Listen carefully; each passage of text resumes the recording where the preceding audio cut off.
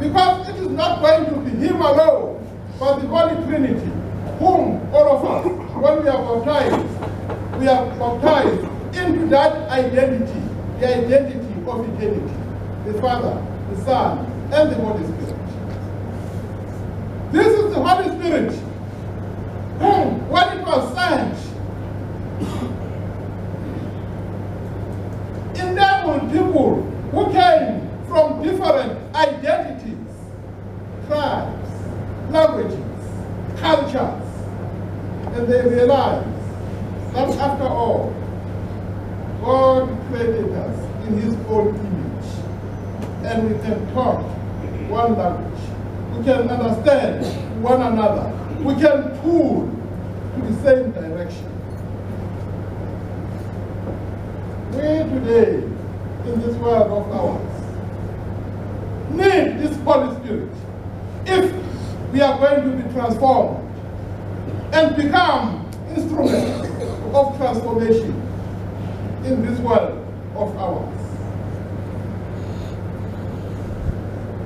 You are clever people. That's why you are in university. Clever here. It is still need to be proven whether this education is able to transform human beings. But when we have that knowledge, the inside knowledge, the knowledge of the heart, we are always transformed. And because we are transformed by the one who created us, by the one we identify with, we begin to be transformers of everything, not just of human beings.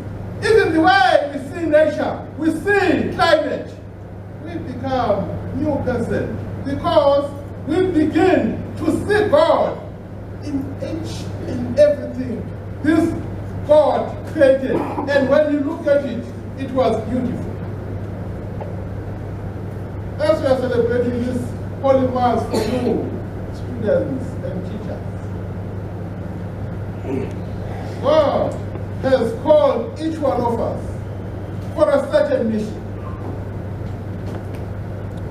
But if we are not open to Him, yes, indeed, I have seen people who are very clever, the most educated people, but who transform nobody because they are not transformed themselves. South Africa, and whatever country you come from, need people who know Christ, in order that then they will be instruments of God in their own communities. If we are not transformed by this Holy Spirit, and it is only the Spirit of Christ which can transform us, we remain selfish. We remain in the dark. And that is why, look at our country here in South Africa. There are so many people who are educated, but who are also corrupt, and very corrupt. Not corrupt because they are poor. If Christ is not within us, we always want to grasp as much as we can, even when we are not going to do anything with what we are grasping. But immediately, we have this Holy Spirit who has transformed us. When we start seeing God in each and every person, seeing God everywhere, we start to be stewards. What I have, whether it is knowledge, whether it is possession, God has given me all this to help others to be better people as God created them. But if this Spirit is not there, indeed, when we see other people, we try by all means, how much can we get from them? And that is why Jesus Christ, giving an example, that a selfish person, even if he has 100 sheep, when his friend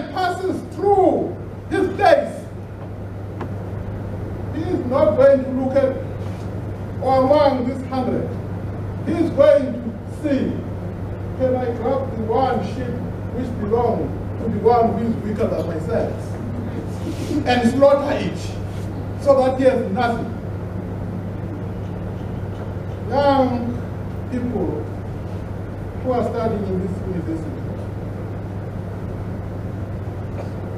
allow God to work in you. Allow His Holy Spirit to guide you. God has made it so easy for us so that we are clear. How do we allow Him to preach His 10 commandments? And that is why Christ tells us, if we have an identity, or if you want to know whether we do have an identity with Him, whether we are motivated by the Holy Spirit, we have to ask ourselves, are we keeping His laws? The law of love. Love God with all your heart, with all your strength. And if you have that kind of love, you will be able to love your neighbor as you love yourself. But if you are not empowered by this Spirit, by that love of God, indeed, you will continue to be selfish. You will continue to be a tribalist. You will continue to sin.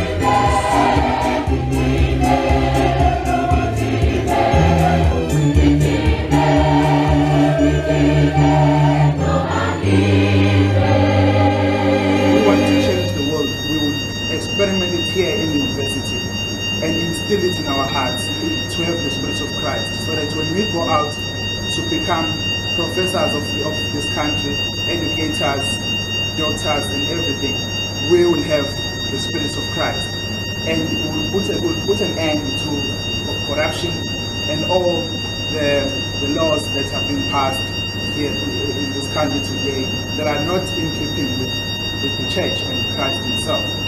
So I would like us to think on it and try and think how we can change ourselves before we change others. As Bishop has said, that we need to have the light in us before we can try and change somebody else. In a national level, we are having a leadership conference. It's in December in Kononia. Members are asked to attend this conference. It's normally for leadership, but if proper arrangements are done with the secretary, you can be able to attend the conference. I often say this: the bishop for youth in South Africa, in the Southern Africa, is our Bishop Khumalo here. But they are told Bishop Khumalo, but they don't know any youth from his diocese, of which that is you, who are bishops, diocese of Esho. That's acts in Esho. So it is very important for you as well to show yourself in national level, to show that this is the choir from the bishop, who is the bishop of the youth in a national level, and as well in the provincial level.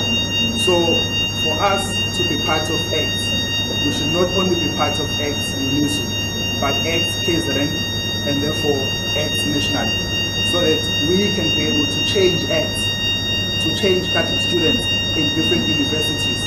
There are problems we are facing here in Unizulu, and we've gone through them.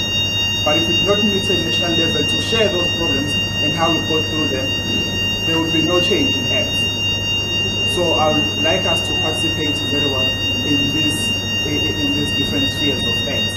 And lastly, I would like to thank the Bishop for being with us today. We heard your message, and we hope the Lord may renew our hearts and our conscience so that we can know and do the truth. And thank you to the chaplains as well, to the staff members who came to support our young youth in the university, and everyone. Choir and music was lovely. I hope you can also teach the prophets one of the songs you're singing here today. Thank you very much to the choir, to the men on the keys there. Thank you. And yes, to our marshals. And last but not least, I don't know who it is, but thanks to the program director, I had this.